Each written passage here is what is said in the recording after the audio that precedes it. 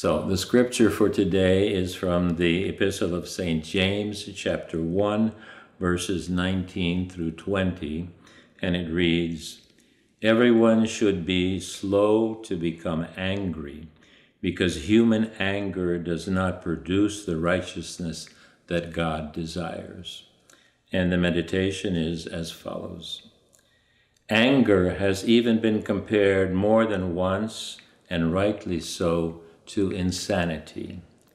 An angry person is beside himself like a madman.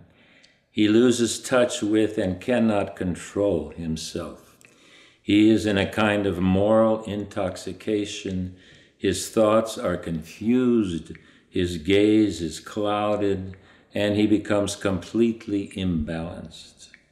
A person is in such angry turmoil is like a boat without a rudder, thrown by the storm in every direction, and during this time, be it long or short, it's as if his will becomes clouded and his sense of self is lost because of the reigning passion.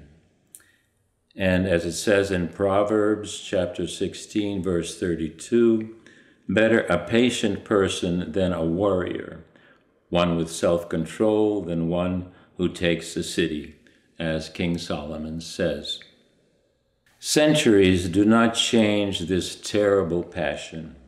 Anger is still the same as it was before, and although we do not always give it free rein, nevertheless the same feeling boils within us, and we realize that frenzy is overcoming us. Our justifications are of no use. We insist that our anger is justified, that we are fighting for the truth and goodness, and that we are zealots for God's justice. He does not need our efforts. God's truth will be revealed without our assistance. But we, to the contrary, only drown out his voice by our furious passion.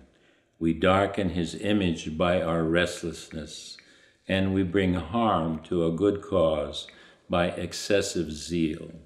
This is what we must realize to our shame.